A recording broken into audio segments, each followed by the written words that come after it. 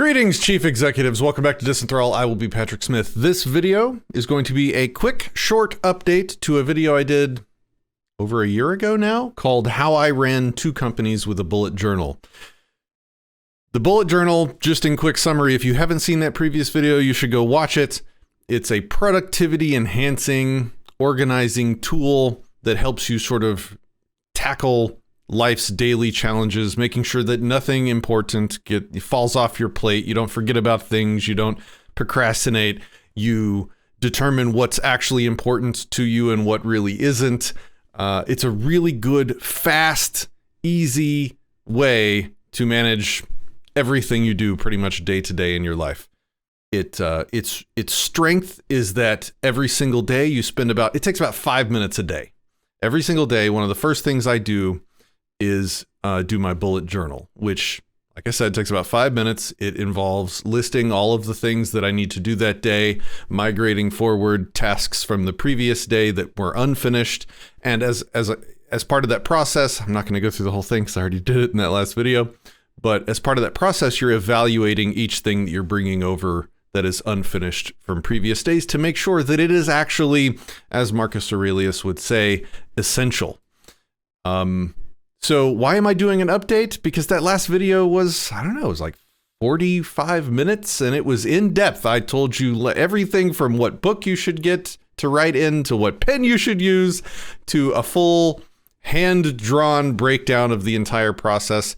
This video is not meant to replace that by any means. It's meant to show you the improvements I've made to the process in the time since that last video. Every once in a while, I do process improvement days. You may have heard me talk about this on one of the morning think time videos recently. I have taken the bullet journal system that I already had pared down significantly from the typical bullet journal system that I guess most bullet journalers use. I pared it down for efficiency because I like things that I spend my time on to be as essential as possible, no more, no less. And so I cut out a lot of the normal stuff from the bullet journal system to what you saw in the last video. And since then, I have actually cut out even more, and it takes up even less of my time each day and is still just as effective at helping me manage my time and productivity well. I've also added in some daily practices that we've learned from the Stoics, as well as some sort of thoughtful, introspective, think time elements into it as well. So I just wanted to quickly go over the things that I do differently now from the last video. And again, this is one of those life tools that I would literally suggest for everyone. If you are alive, you have things to do. If you are managing the things that you have to do well, you will be more happy, you will achieve more tranquility, you will be more successful in life in general. So if this is not the starter video, I'm not going to talk about everything as if it's a brand new concept to you. Go watch the last video. I'll make sure and put the link to it in the description. Watch that one first, and then check in back with this video to see the updates to make it even cleaner, leaner, and more efficient. Okay, I'm just going to pull up my past video just to kind of show you a couple of the sections I just cut out entirely. A couple more sections I just cut out entirely from the previous one. I still do the key, still do the index. Those are pretty basic and essential. I no longer do the year overview. I never look at it anyway. It's a waste of time to draw. It's a waste of time to try and keep updated. Same for the future log. And me saying I eliminated the future log is kind of heresy to a lot of bullet journal adherents, but I'll explain what I do now instead of the future log. And that is to use a digital calendar. I use Proton Mail's calendar instead of Google, but Google's calendar would work just the same. It's a calendar on the computer. Why do I replace the written calendar with the electronic one? Well, it is a lot easier to check every day, to update every day, to move things around that you need to move around. It's more difficult. It's less efficient to turn back to that month and see all the items that you have migrated to a specific day in a future month. For example, like if today I had an item on my list that said paint the house, and it turns out today I didn't have the paint that I needed, and I actually needed to have another task that involves buying the paint to paint the house. And the color of the paint that I need is not going to be available for a week. Well, okay, I need to remember to buy that paint in a week. So I'm able to migrate, or I'm able to forward out of my consciousness anything. I don't have to think about buying paint again for a week. So in the bullet journal method, normally in your future log, you would turn back in the book, you'd find the month you're in, or the month of the day when you need to buy the paint, and you'd write in, okay, on this day, this month, I need to remember to buy paint. And then every day, when you're starting a new daily log, you have to turn back to your month summary, because remember, a lot of people write tasks on their month summary too. I got rid of that as well. But you have to turn back to both your month summary task list as well as the future log task list to see if there was any random tasks that you had on either of those two pages for that day. And let's say that you got a call halfway through that where the person mixing the paint, the specific paint color for you, said, oh, sorry, it's going to be an extra week. I need to get some pigment or whatever. Well, in this system, in the future log and month summary task system, you have to go in there and scratch that out and write it in on a new day to keep track of it that way. It's so much easier to just on your phone or on the computer, just grab that little note appointment, that task. I just put them in as like 15 or 30 minute little blips at the top of each day on the calendar. I don't really need to show it to you. It's simple enough, but I just grab that little thing and move it to the day that it needs to move to. Done. It's faster, it's more efficient. And then, so I eliminate the year overview because I never use it. I eliminate the future log because I've replaced it with a digital version that I think serves the purpose more efficiently, more productively. It also allows you to integrate appointments, calendared appointments in business into your bullet journal system. So, a lot of people, when they want to set a meeting with you, they'll email you a calendar invite that you can accept, and it puts it on your calendar. Well, now every day, instead of checking the future log and the month summary task list like you would normally do in a bullet journal method, all I do every morning when I do my little 5-minute bullet journal session is I just have my phone open, I open the calendar, I say, I hit the button to go to today, and then right there at the top of the day, I see all of the things for that day that I need to migrate into that day's task list. Much more efficient, much easier to manage, less copying things manually and rescheduling things. It just gets rid of it just gets rid of a whole lot of a pain in the ass. So I would definitely suggest getting rid of future log, getting rid of month summary task list, and incorporating a digital calendar in that way. So what that leaves me with is a super streamlined bullet journaling system. And what have I changed other than that? I've added some lessons from the Stoics into it. Let me just kind of go quickly through this video. The key is still the same. All the symbols I use are the same. Here is the annual or the overview that I no longer use with the little important days on it, whatever. Digital calendars are just better than paper calendars for this stuff. The future log, this is gone. No longer trying to manage tasks on here. The month summary page I have changed slightly. I've eliminated the task list here for the reasons I already talked about.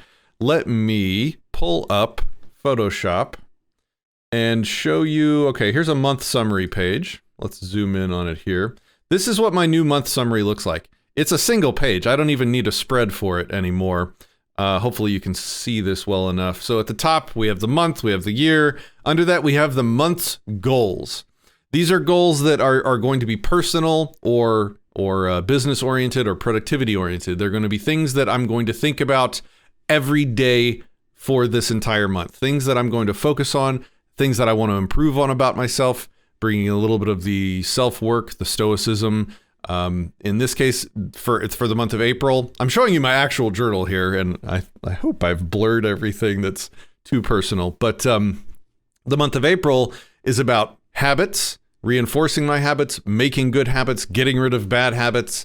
Going back to the Stoics, like we've talked about, you are what you repeatedly do. Excellence is a habit. So the month of April is all about examining my habits, reinforcing them, making sure that they are something that I do every single day. Focusing on clarity of thought, having a clear mind this month was important to me. Hard things completed. I had from the past 3 years of medical insanity, I've had a lot of hard things built up that I needed to take care of. and uncomfortable things, that you typically put off and procrastinate on. My goal for this month was to knock out a lot of those hard things, and then no procrastination, which kind of goes hands in hand. So I want zero procrastination this month. If there's something that needs to be done and it's on my list, if it's worthy of my time and attention, if it is essential for me to do, zero procrastination, just do it. In fact, I begin with the difficult or uncomfortable stuff. I hit them first head on, just to give you an idea. Okay, so moving on down the month summary. Good things. This is something I briefly talked about in the last video, but this has become, I thought it would be something temporary, but this has become a permanent part of every month, and it's just really mentally healthy for me. And again, you can choose to do this or not. It's your journal. You can put bad things if you want.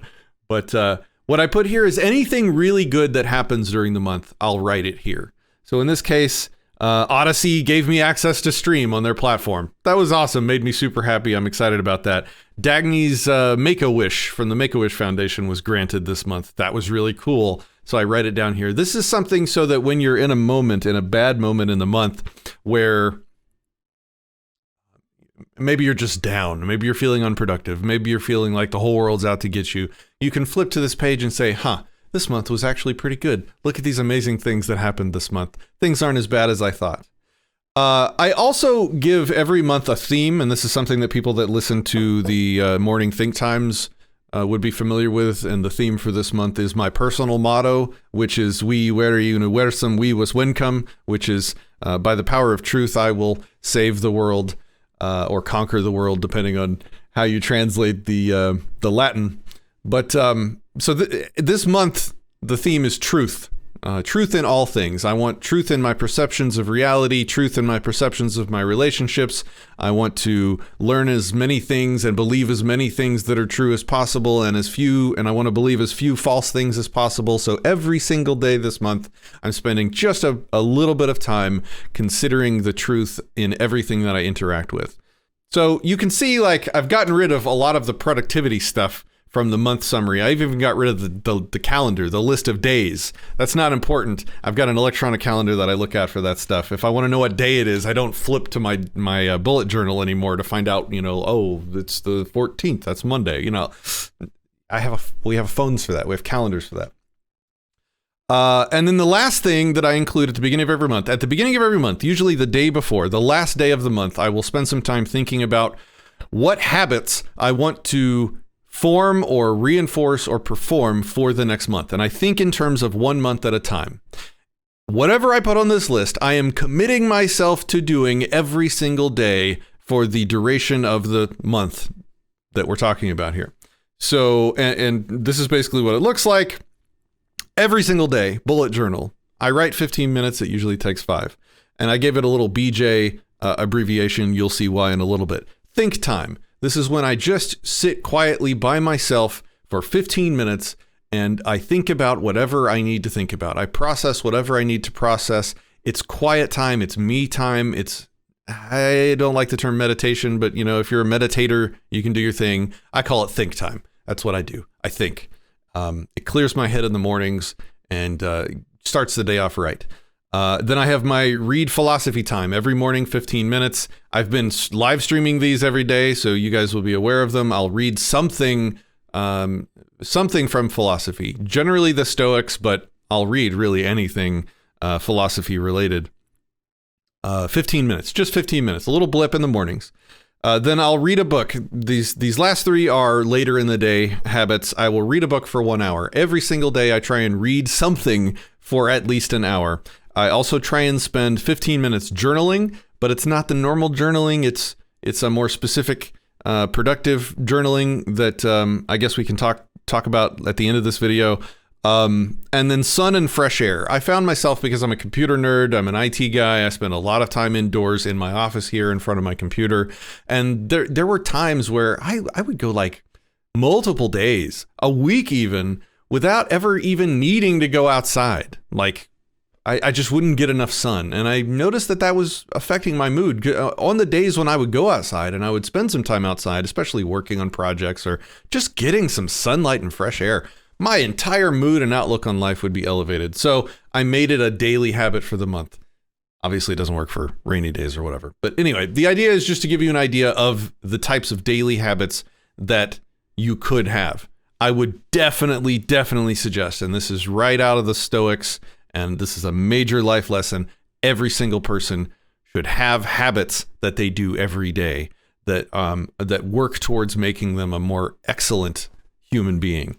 And these are mine, and this is how I do it. Okay, so that's the month summary. It's way pared down from the normal bullet journal method, and even way pared down from the previous video that you saw. Next up, let me pull up the old video again real quick and just scroll through. Let's see what's next. Okay, so the daily log. This is a little bit different, a little bit more, a little bit #extra from what I used to do. Let's see. Let's do this one. This is an actual picture of one of my actual daily log days, and I've had to blur some personal stuff, obviously, but that's to be expected. So here's what I do. Beginning of every day, it takes about 5 minutes. I write the name and date across the top, and then I give 2 lines where I write the thought for the day. And this is something that I try and do every single day. And a lot of times the evening before, I will think about what I might want to have as the thought for the following day. Or in the morning during my think time. This is also when I would think about the thought for the day. Something about myself that I want to work on, some truth about the world that I want to think about or focus on. I don't want to spend too much time explaining this right now. If you want to know more, you should listen to the morning think time videos. At the end of all of those, I go over whatever my thought is for the day. And whatever I talk about on those videos is what I write right here at the top of each page. Under that, I have a 1-line box with all of those abbreviations from those habits that we just talked about. So bullet journal, read philosophy, think time, sun, read book, journal. And I have little circles, the same symbols we use for other tasks in the bullet journal method. I have next to each of those. And as I go throughout my day, I fill in the dots as I complete my habits for the day. The next line under that, I have my 15s. I think I talked about these in one of the morning think time videos as well. 15s are a special kind of task. It's another one of those productivity hacks where you have large, complicated, intimidating, or I don't know, emotionally uncomfortable tasks that you need to do. Tasks that might take 6 months to complete, that are so big you don't even know where to start, or that they're just so big that you get discouraged every time you start working on them. 15s, and there's 2 types of these little productivity hacks that I use, 15s and next steps. 15s are when I am only going to commit to working on something for 15 minutes. That's all. No more. Not a second longer than 15 minutes. A good example is I use passwords here. I have a big password management database with hundreds of entries in it that have built up over the years. A lot of them are junk, old, out of date. I like good password hygiene. So for a while there, I don't need to do it anymore because I finished, but this is a massive project. It would literally probably took me 40 hours of work to go through my entire password database, clean it up, delete the bad stuff, make sure it was in good shape, organize everything how I wanted it to be organized. I would have never wanted to even make 40 hours of my time scheduled to working on my password database. So what did I do? I made it a 15. Every day, I spent 15 minutes just doing the top of the stack. This password, that password, that password. Oh, we spent 15 minutes, time to move on. Check the box. Anarchast, having a show where you interview people is a marathon. Most people don't understand this. Every single episode of the Anarchast is an interview with somebody. Scheduling those interviews, finding guests is a marathon that never ever ends. For every guest you see on that show, I probably spend time inviting and speaking to 5 people over the course of weeks. It is a marathon. So every day I spend 15 minutes on it. 15 minutes doing something. It could be responding to people's emails, asking to be on the show, responding, coordinating, scheduling for guests, or reaching out to new guests and inviting them. If it's on the list every day down here as a full-on task, it drags on the psyche. It's like, oh, every single day I got to do this. It's such a beating. But if it's just something that I try and spend even 5 minutes, 5 to 15 minutes on. This could even be a next step item some days. In fact, I'll probably make it that going forward, and I'll explain that in a second. But it's something that you got to take a little nibble at every day, and the little nibbles add up to a whole lot over time. I completed this password project, a massive project, a little bit at a time. I read massive philosophy books a little bit at a time every day, 15 minutes of philosophy reading. You look back 6 months later and you realize that you've consumed a vast quantity of work from philosophers. Whereas if you actually sat down and tried to read these books, it would take a massive amount of time in large chunks. It would be massively disruptive to your productivity to try and take that on as a full task. Anyway, I think you get the idea. Clean, that's my office. Again, my office over the past 3 years just got out of control. And so in an effort to sort of tackle that in little pieces every single day, 15 minutes max, one area max, for example, I would make it clean. And now my office is in really good shape, and I'm almost about to just remove that from my 15s list because it's almost completed, basically. Crypto. This is crypto investing. So I check the crypto markets. I decide what course of investing action I'm going to take that day and what currencies buy or sell, check the prices. 15 minutes max, a little bit every day. So that is just an example of 15s and how you can use them to sort of tackle large, long-running marathon-type projects or intimidating projects that are uncomfortable. If you have a 15-minute max, then all you really got to do is just force yourself to get started and do it for just 15 minutes. Anybody can do anything for about 15 minutes. Like, that's good. The next, I don't really need to go into it because I covered them in the last video, but you can see I have a bunch of tasks. Buy something, do something, pay something, respond to something, complete a project. The ones with little arrows on them are the ones that I didn't finish that day that need to get migrated either onto the next day or get scheduled into the digital calendar. And then I also fucking chickens. What is happening? LOL. This is also where I put just sort of notes to myself or quotes or thoughts that I have that I think are important and are worth remembering or worth thinking about during the next day's think time. This is another thing I'll use that for. In this case, we're buying some chickens for the backyard to make some eggs. Anyway, it's something I never ever thought that I would do. Let's look at one more daily log just to see if there's anything unique. I'm not going to go over the entire thing again, but just to give you another idea, here's Thursdays. The thought for the day, and you heard me talk about this in the morning think time, was anger makes you do stupid things faster and with more energy. Anger is a beast that you can't really control once you let it out of its cage. And so, yeah, you can see it's kind of the same thing. I had a little note to myself. I was feeling really unmotivated that day. I was trying to figure out what happened.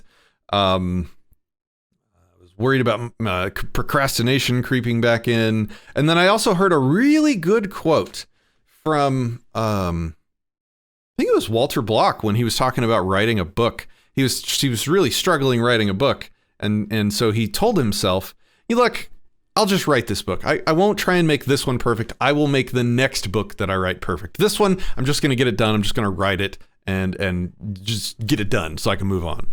And he says that to him every time, and that sort of alleviates the pressure of perfection that I experience. Like, I've been trying to motivate myself to write a book on what are rights and who gets them, and I'm experiencing a lot of like perfection paralysis. And so that day, that was a thing that I found really helpful and impactful, so I wrote it down. So that's how I do my daily logs now. Update complete on daily logs. The only other thing I would talk about is how you just use the arbitrary pages in between. And I talked about this in the previous video, and I'll just briefly mention it again here. Every time I read a book, I have a spread or usually multiple spreads in my journal where I take notes if I come across something that's important. If I'm constantly rough on my books, almost on purpose. Like, as I'm reading things, I'm putting tabs on pages. I'm highlighting important passages. I'm rough on books. It's almost I don't know. It feels good to sort of consume a book And as part of that consumption, I'm affecting the book and interacting with the book. That's why I prefer physical books. But when I come across good knowledge or good stuff like that, I add it to my notes in my journal. Again, this is things that I can go back with any time in my journal and review during my think times. Think about further, put more thought into things like that. I'll also just do random note pages where, if I have a larger task, like I did my productivity check-ins with people. I have a page on that where I wrote down my thoughts for each of the relationships I care about, and my notes of what I wanted and what they wanted and things like that. So use this journal however you want, however makes it most awesome or most useful to you. Okay, that's pretty much everything except for the journaling. This is the last thing I wanted to cover. A lot of people don't know how to journal. They just don't know what to write on the page. They don't know who they're writing to or what. And I just wanted to give my notes and put that out there for people that are interested in trying it. Journaling is very helpful when you are dealing with something. And all of this is from me. Might be totally different for you, and that's fine. That's totally fine. I'm just going to tell you my experience of it. When there are days when everything is good, I find those the most difficult to journal because I feel like I have nothing to say. And so I've kept a list of questions or comments that I look over when I'm staring at a blank page for the day's journaling session, 10 or 15 minute journaling session. These help me get started. So I just wanted to read these to you to give you ideas, prompts, if you will, for each day's journaling. So if I'm staring at a blank page and having difficulty, I'll say something like, what is my intention for the day? What was my intention for the day? How did that end up going? How did it work out? Did I succeed? Did I do well? Another quote I found, and this is from the Stoics, I believe, keep constant watch over myself and most usefully put each day up for review. Who have you been over the last 24 hours? That's a good question. And look, you don't have to write books. Some of my journal entries are like 6 lines long. I just answer some of these questions, shut the book and move on. That's all I need. Other times my journals are 4 pages long because I'm really working through something. And it's about is me putting what I think and what I feel on the paper. Who am I talking to? Myself, because no one's ever going to read this. The page itself, the ink on the page itself is the least important part of journaling. What it ends up looking like, how legible it is, how well formatted it is, the spelling matters almost zero unless you just want to go back and have it be intelligible enough for you yourself to read later. That's it. It doesn't matter at all. I write as little or as much as I need to each day. Some days, literally, I have not written anything, and I think that is probably the only bad thing for the habit itself, because some of these questions are easy to answer, and I could at least do that. The process is important, not the journal product. That's kind of what I just talked about. Ask ourselves the tough questions. Was what I did wrong today? How can I make that better? How can I make that right? How can I provide restitution for this? Should I provide restitution? How did he wrong me specifically, emotionally or actually tangibly? Like, did he actually wrong me? These are the kinds of things that you can ask and work through. And the process of writing this stuff down is an intensive, focused think time that improves your entire life. I can't overstate that enough. This is another quote, I'm pretty sure, from the Stoics. Examine my entire day, leaving nothing unreviewed. What I've done and said, hiding nothing from myself. Did I follow my plans for today? If not, why not? What went wrong? What can I improve to follow my plans better tomorrow? These are questions you can ask. Was I prepared enough for the day? If not, what can I do better? What could I have done better? Today is a great question. What did I learn today that will help me tomorrow? Another great question. What I learned today. you should be learning things every single day of your life. And if you're not learning things every single day of your life, you are in an active state of decay. Stop it. You should be working on yourself every day, learning new things, new skills, new life lessons, new thoughts, new philosophies every single day. Keeps you alive, keeps you fresh, keeps you moving forward. As soon as you stop moving forward, a living being starts to rot and disintegrate and age away into nothing. The habits that you can create are what stave that off, and this is a big one. And then we'll leave it with a Winston Churchill quote. He was famously afraid of going to bed at the end of the day, having not created, written, or done anything that moved his life forward. Every night, he wrote, I try myself by court-martial to see if I have done anything effective during the day. I don't mean just pawing the ground. Anyone can go through the motions, but something really effective. So those are the notes that I've kept. It's like a running list of things when I'm confused or I don't know what to journal about for the day. I'll just go and I'll scan this list of things, very quickly find something that applies for that day, write a few sentences to a few pages, just depending on what I feel like doing, what I need to do that day, and I move on with my life much better for it. Hopefully I think I tried to just blast through a lot of stuff in this video. I really tried to keep it short and to the point. I hope it improves your life. I hope it improves your productivity. Yeah, so consider this a part 2 update to the bullet journal video. Guys, thanks for watching.